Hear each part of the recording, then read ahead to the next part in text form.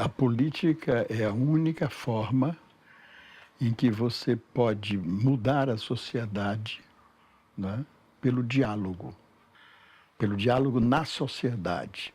Você transforma a sociedade. Fora daí, a sociedade nunca é transformada senão pela força, pela brutalidade, pelo poder do dinheiro, pela dominação de qualquer espécie.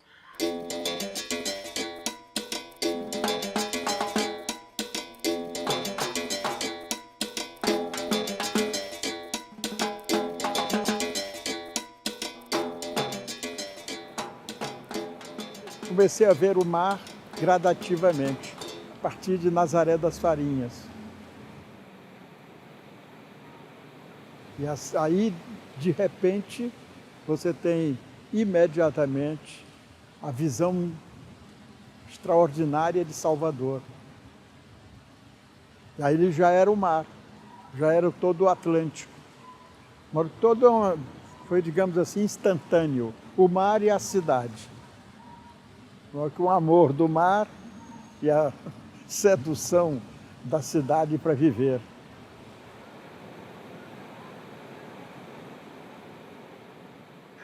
O incidente que me marca é a chegada em Nazaré das Farinhas, na década de 40, meus 15 para 16 anos, de uma comissão de estudantes do Colégio da Bahia para fazerem um comício sobre os problemas do Brasil e da Guerra Mundial e dos afundamentos dos navios brasileiros na costa do Atlântico Sul e na costa da Bahia, inclusive.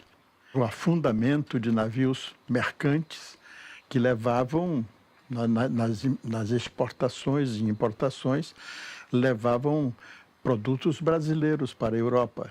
E a nação se levantava indignada. E a juventude de Salvador levou isso ao interior. Eu os procurei, etc., e eles me convidaram para o comício, eu falei no comício. A minha estreia, né? Saudando eles em nome da juventude de Nazaré, etc. E o grande debate naquela ocasião era realmente o resgate da conquista de uma certa independência econômica do Brasil, né? Era uma batalha nacionalista, democrática e nacionalista. Isso significava o quê? Significava que o Brasil deveria explorar o seu petróleo. Então, o petróleo é nosso é uma dessas batalhas que tomou conta de toda a nossa juventude durante muitos anos. Getúlio faz uma ditadura que leva de 1937 a 1945. É a ditadura do Getúlio Vargas. Essa nós desaprovávamos inteiramente, né? Mas o conceito de organização do Estado brasileiro, naquele momento, foi a construção realmente do desenvolvimento e das bases políticas e econômicas do crescimento do Brasil. É a partir do Getúlio Vargas, sem nenhuma dúvida. Os primeiros atos de inclusão social, quando ele traz ao Brasil a legislação do trabalho, a legislação da Previdência, a necessidade de que o Brasil deixasse de ser um país de tanta miséria e de tanta inexistência, digamos assim, de convivência do povo humilde, né? Era necessário. Em 1958 me elegi deputado federal.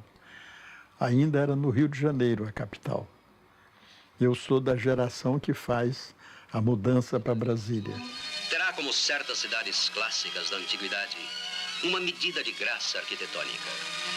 Nela, a idade da técnica reencontra a idade da harmonia. A cidade está assim fadada a ser um modelo para o mundo. Nós imaginávamos que a coisa em Brasília, que ela pudesse ser menos mobilizada pelos interesses, digamos assim, dominantes do Centro-Sul. As coisas do Rio e de São Paulo e de Minas eram absolutamente predominantes. E a própria organização política do Brasil assinalava isso, não é? oscilavam presidentes de São Paulo ou de Minas. De modo que todo o elan era muito na ideia de que o país estava num caminho adequado. Não é? Difícil, mas adequado.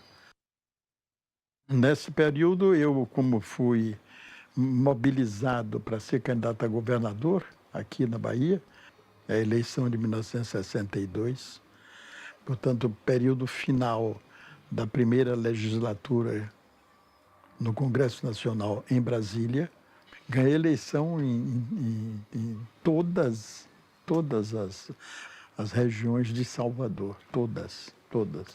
Mas não era suficiente para superar os votos do interior, que estavam concentrados na candidatura de uma pessoa muito interessante, etc., que foi o meu competidor, o Lomanto Júnior. Digamos assim, a coisa decisiva na candidatura foi a posição que o cardeal da Igreja Católica, tanto da minha igreja, naquela ocasião, a posição que ele adotou, o Dom Augusto Álvares da Silva. O cardeal me convoca e me diz: eu soube que o senhor está recebendo o voto dos comunistas. E eu lhe chamei para lhe dizer que o senhor deveria recusar o voto dos comunistas. E eu disse a ele, Dom Augusto, mas isso é inimaginável que o senhor me fale isso, não é? Porque o Brasil é uma república, portanto é um Estado laico. Não é? O Brasil não tem fechamentos religiosos, nem fechamentos políticos. É uma sociedade que precisa ser aberta. Esse é o discurso da minha campanha. Os comunistas me apoiam e eu vou receber o voto dos comunistas. Bom, mas se você fizer isto, eu vou pedir e vou determinar que todo o povo católico não vote no senhor. Não é? Ele, bom, o senhor sabe, o senhor me conhece, e portanto que eu não sou comunista. Agora, o senhor vai fazer isso, é um absurdo. O senhor vai responder lá em cima um dia. Lá em cima. Não é? Varre, varre, varre, varre, varre, vassourinha. Varre, varre a bandalheira. E o povo já está cansado. Eu era deputado federal no ato da renúncia. Né? Acompanhei aquilo. Vi, inclusive, a coisa curiosíssima é que os que apoiaram o Jânio naquela ocasião, eles rapidamente liquidaram o Jânio, que era o UDN, que era um partido, digamos assim, representativo e forte da burguesia brasileira. Porque o Jânio era uma personalidade que tinha servido somente para eles poderem derrotar a coligação que significava Juscelino e Getúlio Vargas. Então, quando o Jânio renuncia, o Jânio tinha 48 horas antes, ou 72 horas antes, dado a mais alta comenda a Che Guevara, a maior homenagem. Ele pôs no peito do Che Guevara, no Palácio no Palácio da Alvorada, não é? a comenda mais alta do Brasil.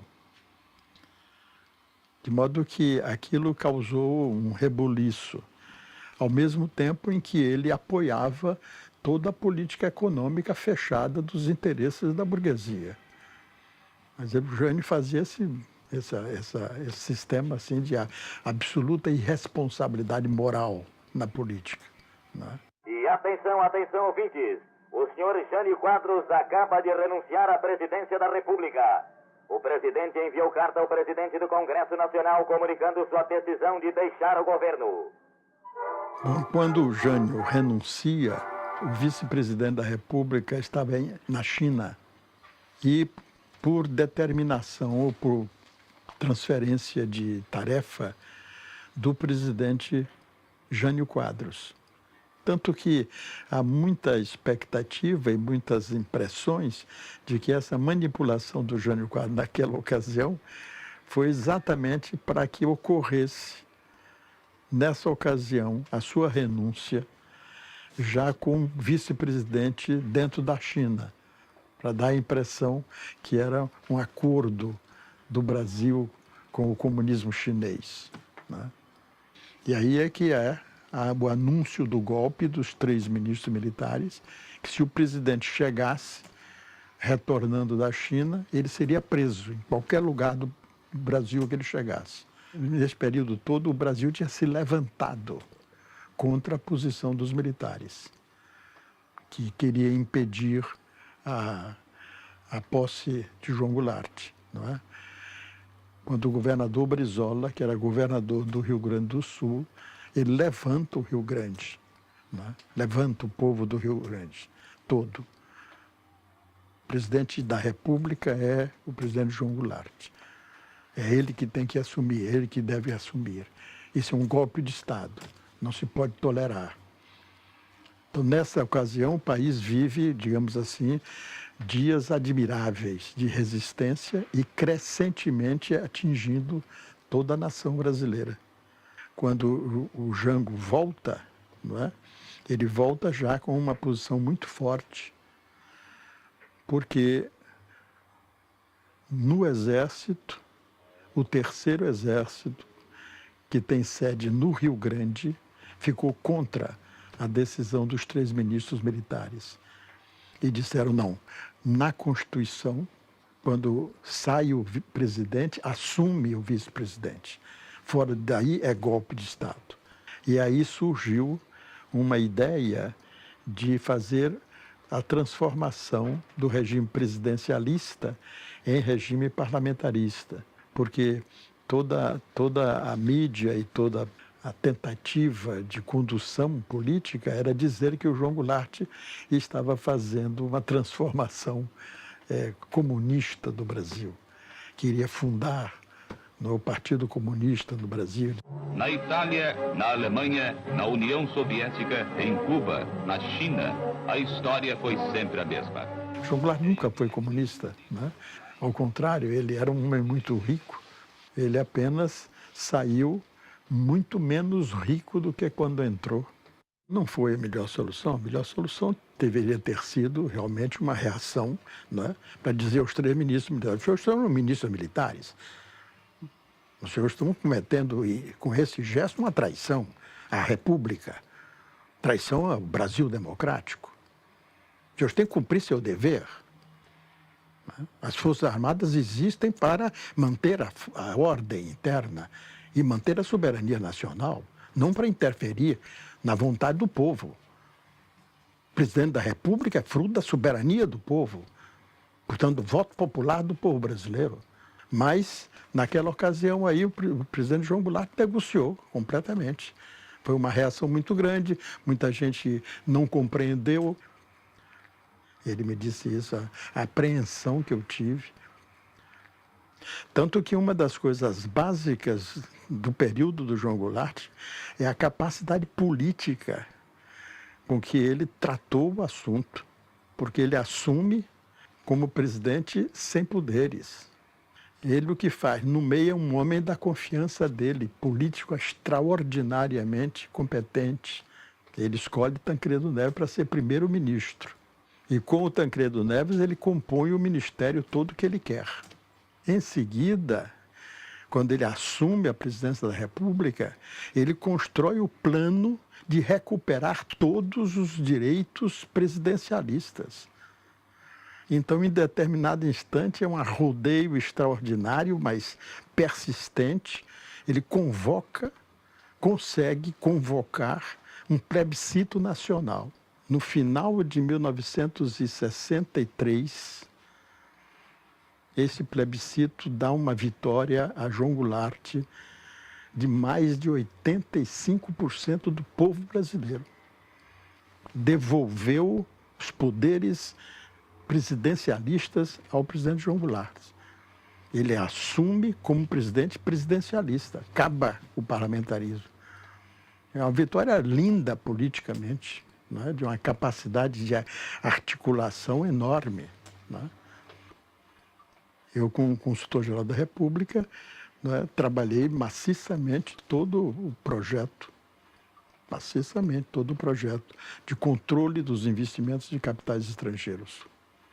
Chegava, digamos assim, uma empresa com 10 milhões de dólares para fundar uma outra empresa, ou para fundar uma determinada indústria, isso ou aquilo, 10 milhões, 15 milhões de dólares, né?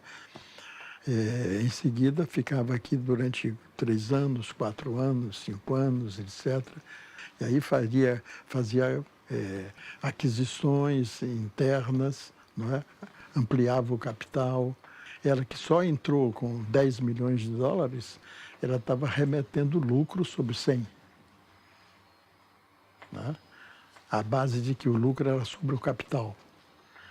E o capital não tinha sido fruto de entrada de dinheiro estrangeiro.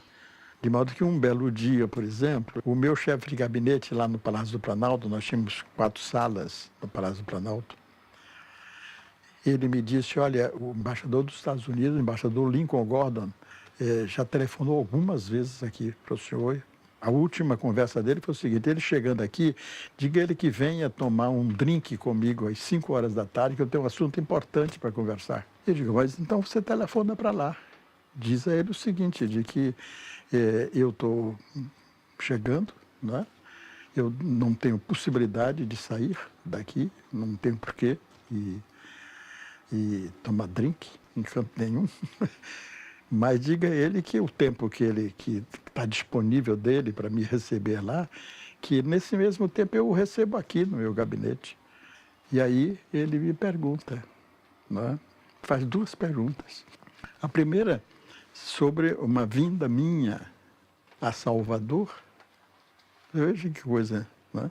Uma vinda minha a Salvador, como consultor-geral da República, para fazer uma conferência na universidade, aqui em Salvador, na Universidade de Salvador, para a juventude do terceiro mundo.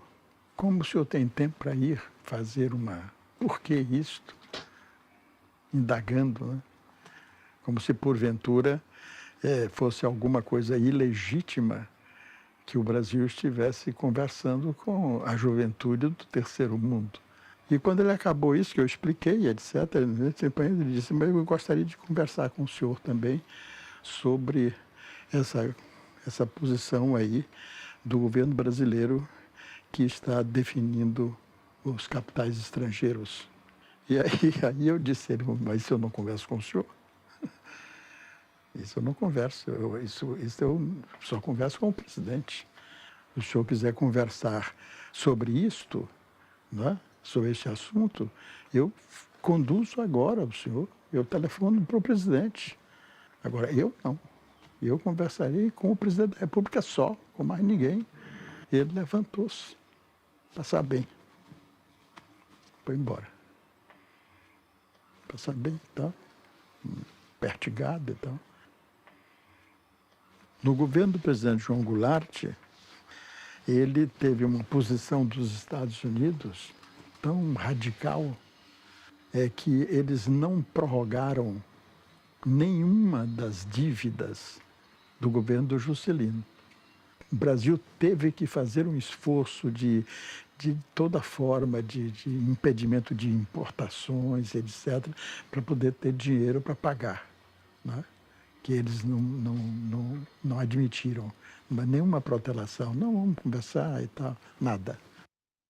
Esse esforço extraordinário que realizamos, ao lado do sofrimento também extraordinário que passa o povo brasileiro, jamais atingirá os seus grandes objetivos sem que se realize no Brasil as reformas de base reclamadas por... Em 1964, quando o João Goulart ele convoca o comício para dar uma informação ao povo brasileiro forte, né? Ele desapropria as pequenas refinarias existentes, as 2, até 3 refinarias existentes, e paga.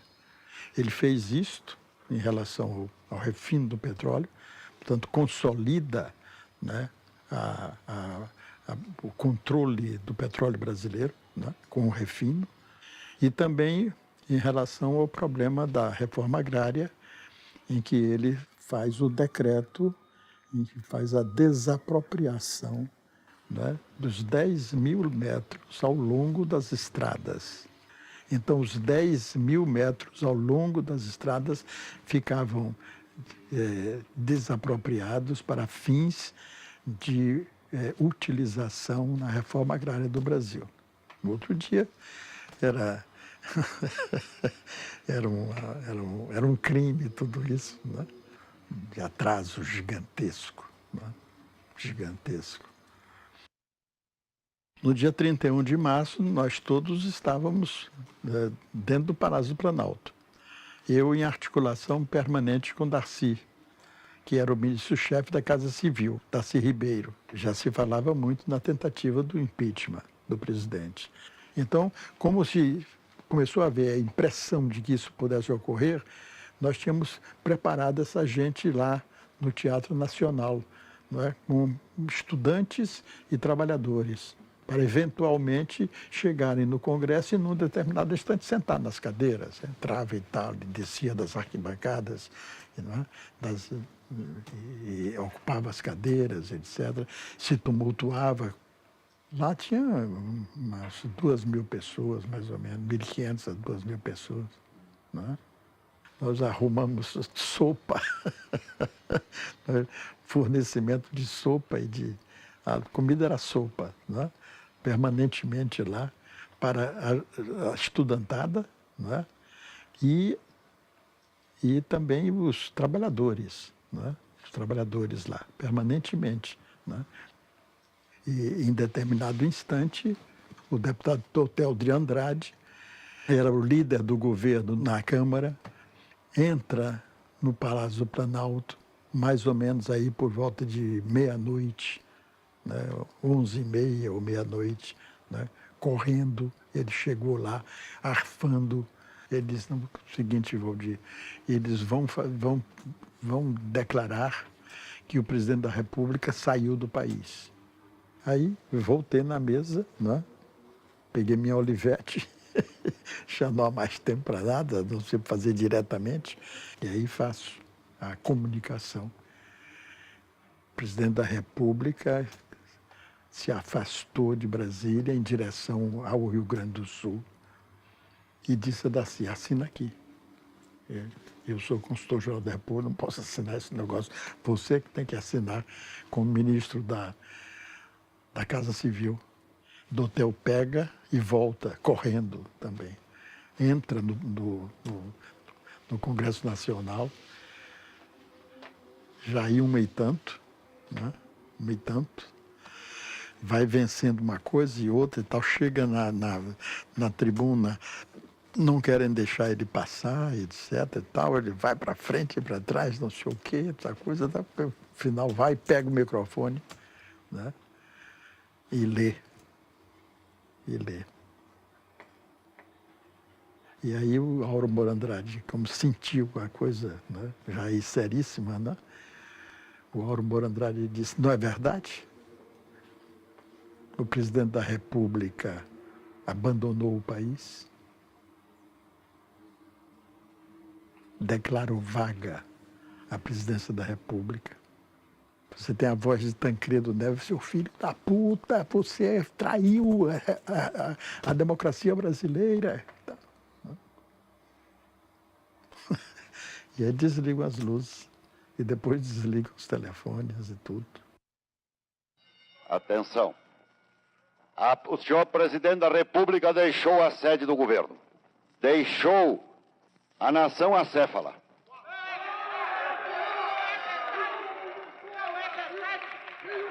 Numa hora gravíssima da vida brasileira,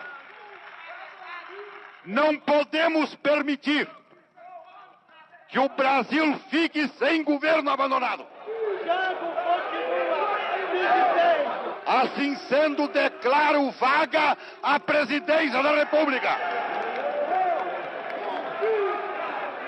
declaro presidente da República o presidente da Câmara dos Deputados, Ranieri Basílio.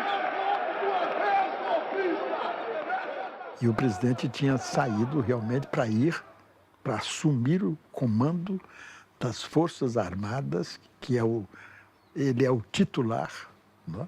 Na Constituição. O presidente da República é o comandante supremo das Forças Armadas, em todas as constituições do Brasil. Santiago Dantas disse ao presidente João Goulart, disse, olha, quero dar-lhe a informação, presidente, de que a esquadra americana já saiu em direção ao Atlântico Sul e está em marcha para o Equador. Essa é uma posição do Pentágono. O núcleo de pensamento estratégico em relação à América Latina é que se venha a dividir o Brasil. De forma, presidente, se o senhor tenha muito cuidado, e se ele me disse, o Santiago Dantas disse para ele, tenha muito cuidado para não haver uma revolução no Brasil nessa fase, porque eles ocuparão, eles prestigiarão, eles darão os recursos militares ao grupo que quiser tomar conta do Brasil, darão os recursos e eles farão, não é, a divisão do Brasil, farão o Brasil do Norte e o Brasil do Sul. E há uma articulação realmente entre essa operação e a posição de Minas Gerais, em que o Magalhães Pinto ele organiza uma reforma do secretariado e faz um secretariado que é um ministério, não é? O Magalhães Pinto ele esperava vir a ser presidente da República, herdeiro da história. O Carlos Lacerda esperava isso também. Tinham muitos desejosos disso, mas o Magalhães Pinto era, digamos assim, um operador, não é? com uma categoria, digamos assim, muito consolidada em toda a burguesia brasileira, era um grande banqueiro, etc. Não é? E aí, em seguida, nós assistimos da janela, eu e Darcy, não é? O pessoal vindo, saindo ali daquela porta traseira, né, que dá na Praça dos Três Poderes, eles incorporam o presidente do Supremo ao seu grupo e entram no Palácio do Planalto e dão posse ao Ranieri Basílio, no Palácio do Planalto. E combinamos, Darcy e eu, agora nós vamos para o Rio Grande. E fui para o aeroporto. Darcy fez a mesma coisa.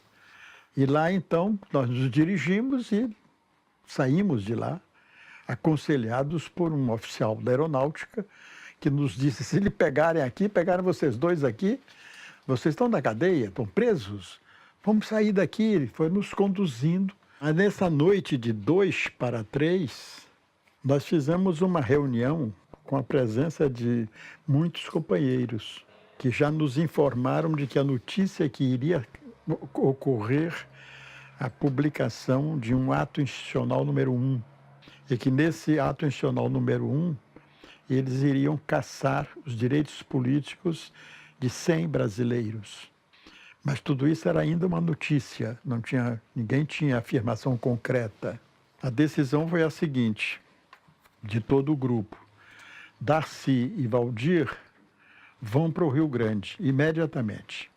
E Rubens Paiva, que era deputado federal e que estava no conjunto dos companheiros que lá se encontravam, levantou o braço e disse, eu me incumbo da logística da saída de Darcy e Valdir.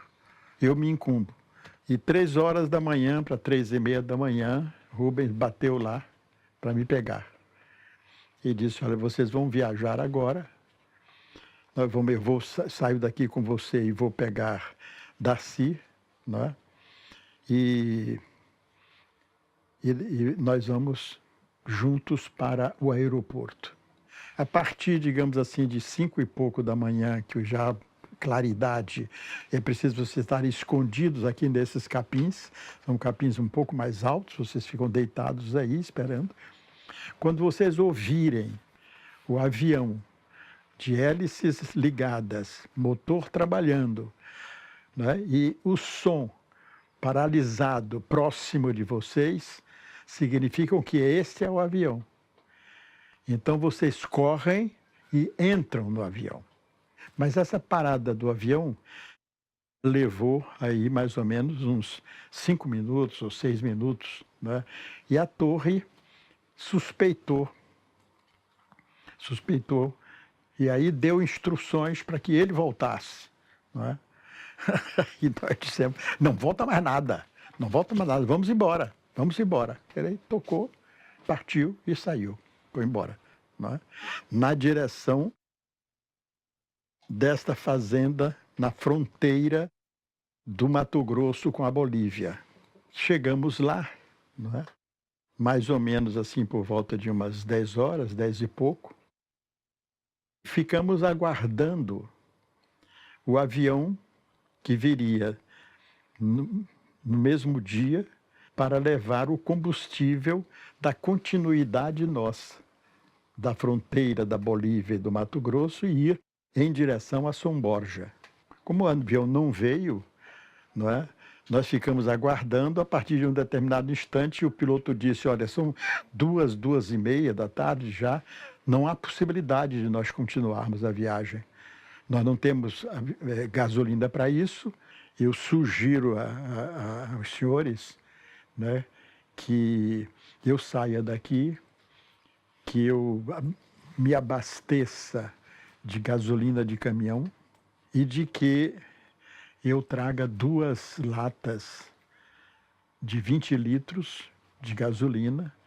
Uma deve ir no colo de um e a outra no colo do outro, né? E amanhã de manhã, então, a gente parte.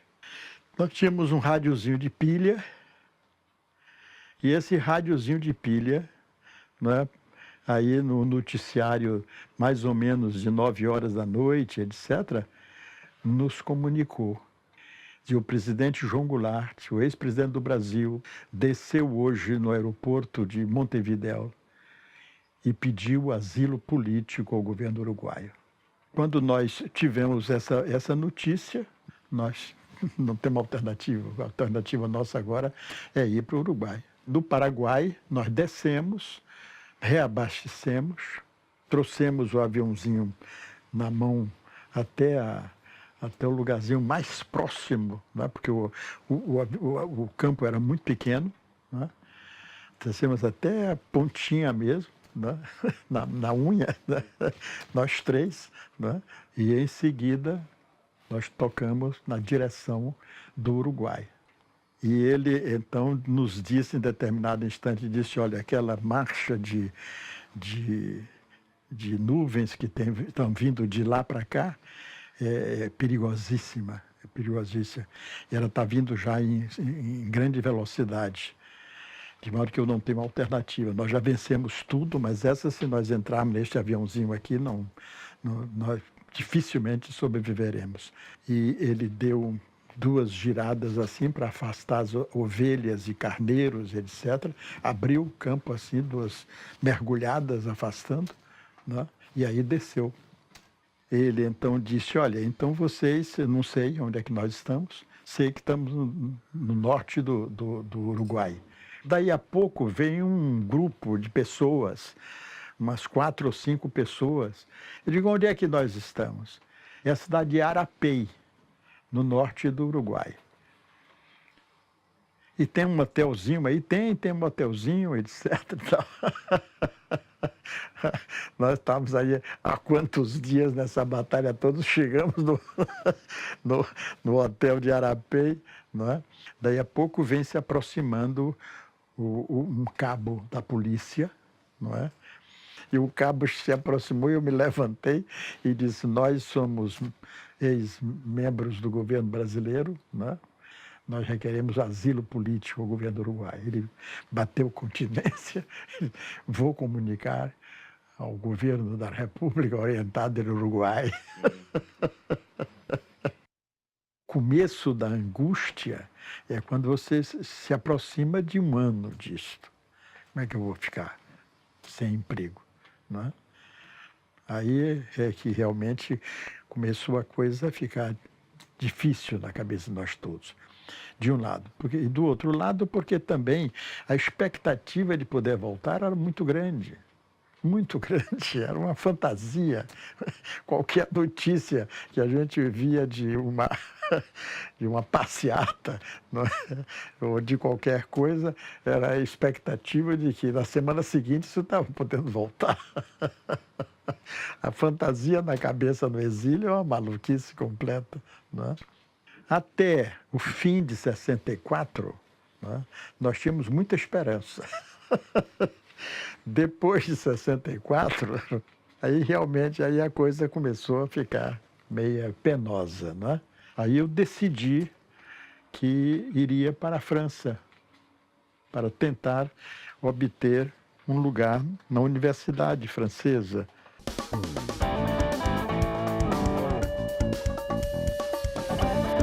Após ter ouvido os membros do Conselho de Segurança Nacional, resolveu baixar um ato institucional que tem como finalidade fundamental preservar a Revolução de Março de 1964. Quando se deu o AI-5, aí realmente eu tomei a posição de forma absolutamente radical dentro de mim mesmo. Não é?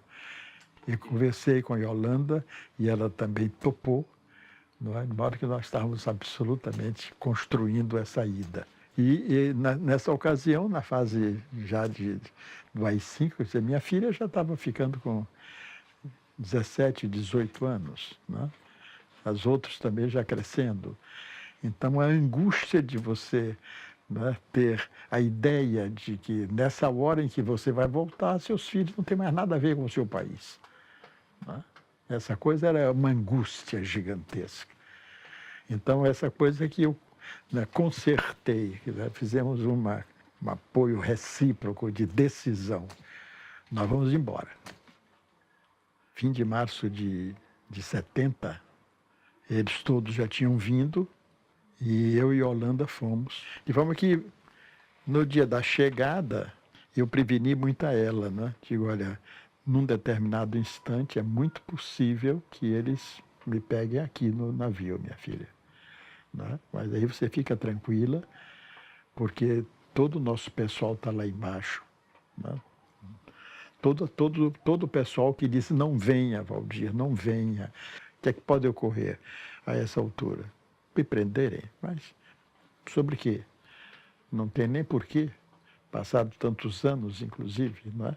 Aí, daí a pouco, chegou o pessoal da Polícia Federal e me disse, o senhor é o senhor Valdir Pires? Sim, senhor. O senhor faz favor de nos acompanhar. Não é? Fiz lá dois depoimentos, não é? Firmes, absolutamente firmes. Não é? Meu país é o meu país, eu vim para viver nele, morrer nele. E quais são seus uma série de outras indagações, não é, que eles fizeram, não é? Levaram uma porrada de tempo, digamos assim, não é? E eu firme na coisa, não, eu estou vindo para voltar a viver no meu país, tenho absoluta consciência do instante que o meu país vive. Claro que não concordo com nada disso, acho tudo isso um instante extremamente nocivo à vida do país. As instituições que o Brasil quer são instituições democráticas. Né? Aí, no final da tarde, né, eles me liberaram. Uma manhã do dia 21 de janeiro de 1971, quando prenderam Rubens e pouco tempo depois assassinaram Rubens, nós estivemos juntos. Né? Nesse dia, pela manhã, tomamos um banho de mar, defronte da casa dele. Estava lá também Raul Riff. Né? E ficamos conversando nós três. Mais ou menos aí por volta de meio-dia e meio, né? Eu disse a Rubens, olha, e Yolanda, né, me disse a mim, me pediu que eu voltasse para almoçar. Passado assim, o quê?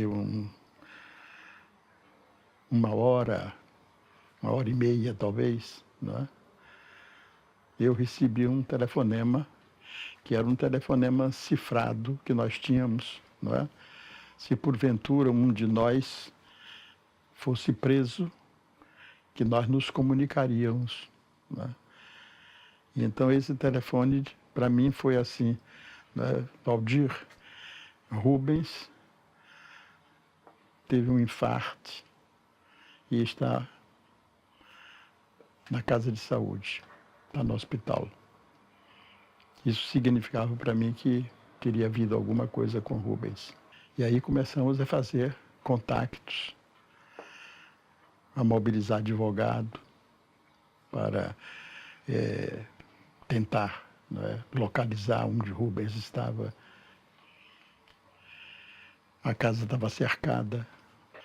2 dias ou 3 depois, acho que 2, se não 2 ou 3 dias, saiu na televisão a notícia de que Rubens tinha fugido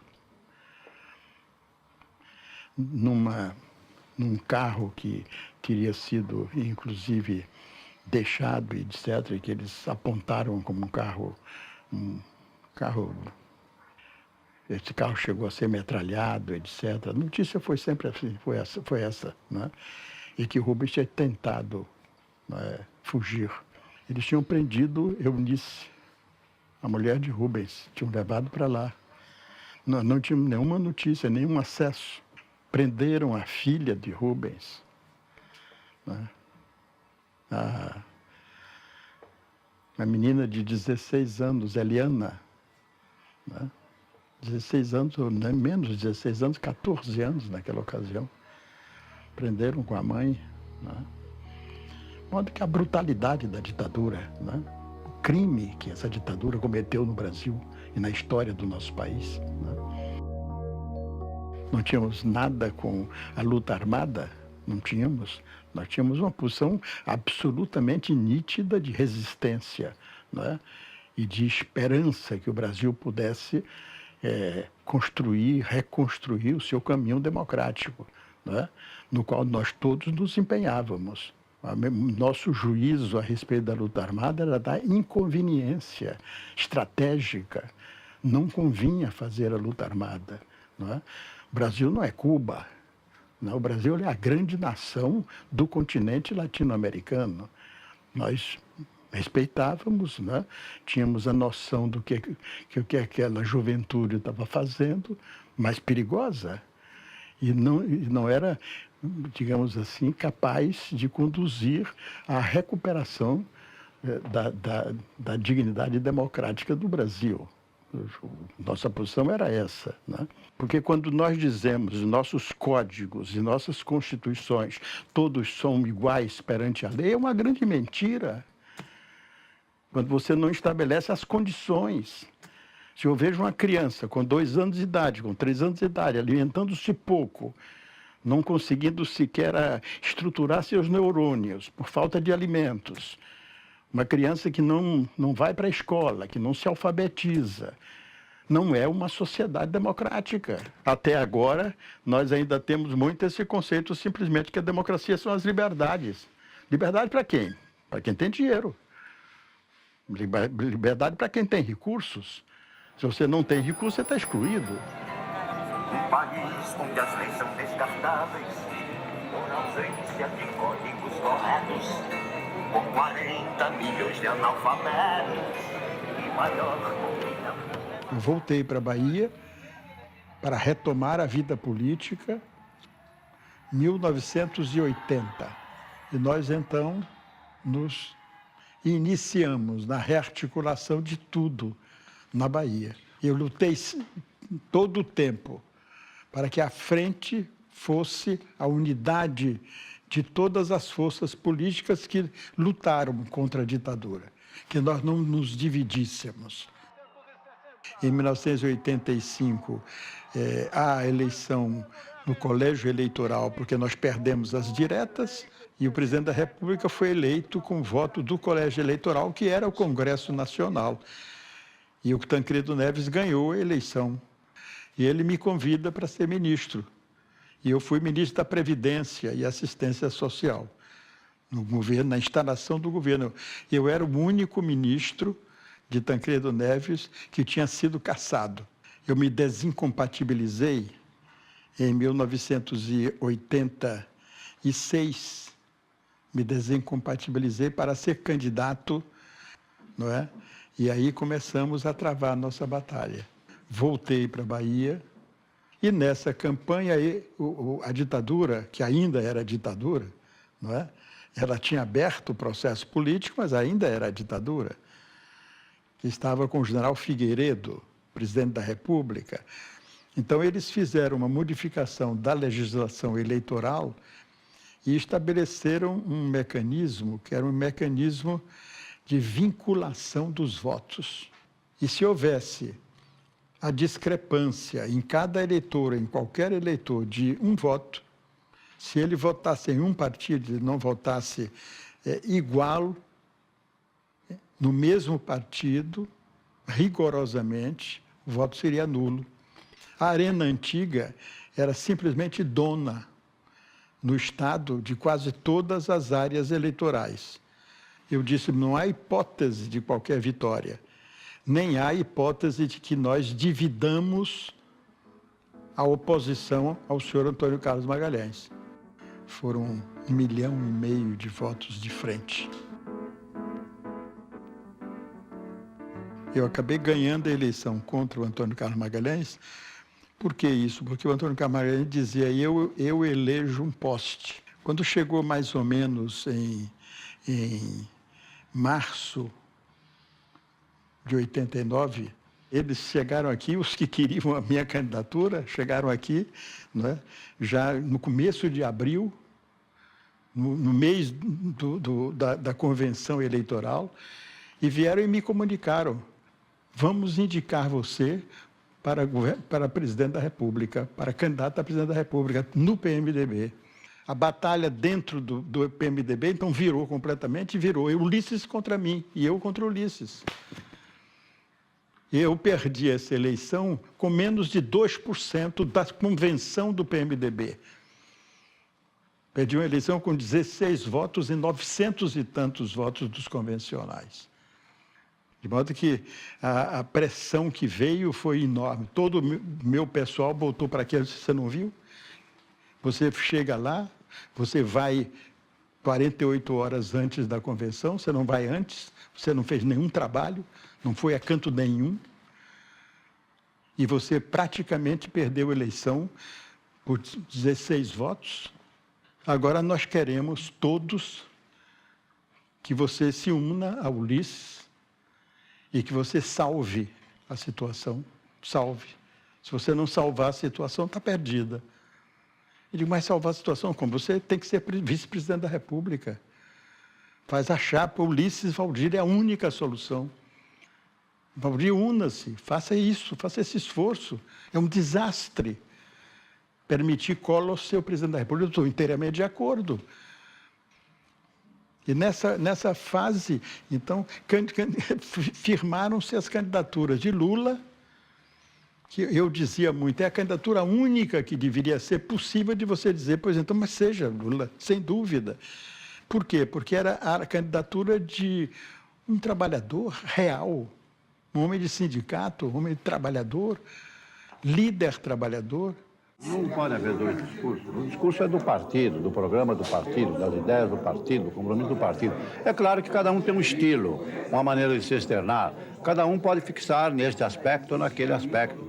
Mas é claro que nós não podemos divergir das decisões tomadas pelo partido, principalmente a programação do partido.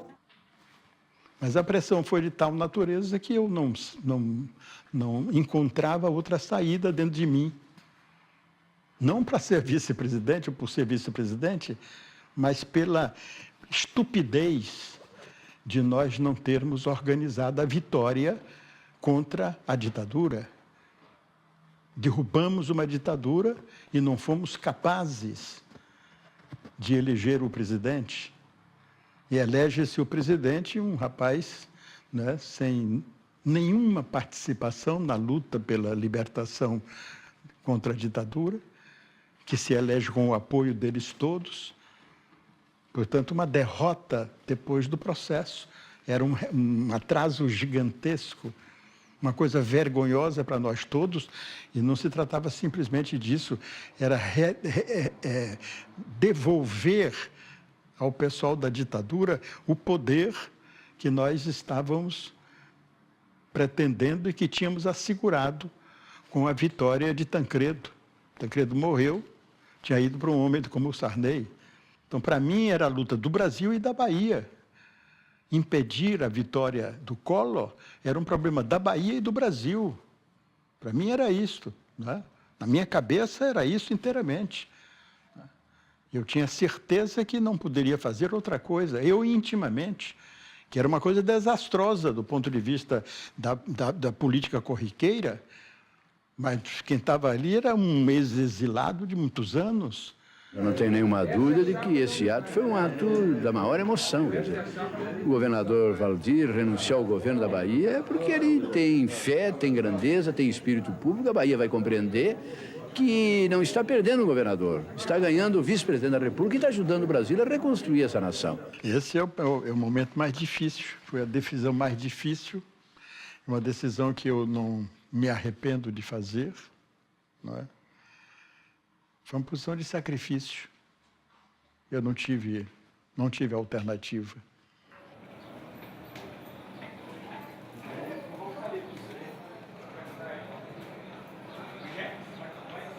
Eu decidi ser vereador, né? Mas antes eu tinha decidido que eu continuaria a luta política.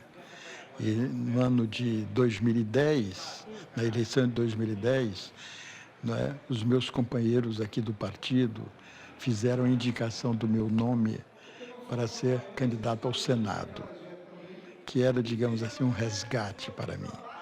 Infelizmente, o meu partido não me fez, apesar de eu ter tido uma posição absolutamente majoritária nos encontros e convenções do partido, em que maciçamente toda a área majoritária levantou-se gritando: é Valdir o candidato ao Senado, é Valdir o candidato. Mas a direção do partido não me inscreveu. Tá?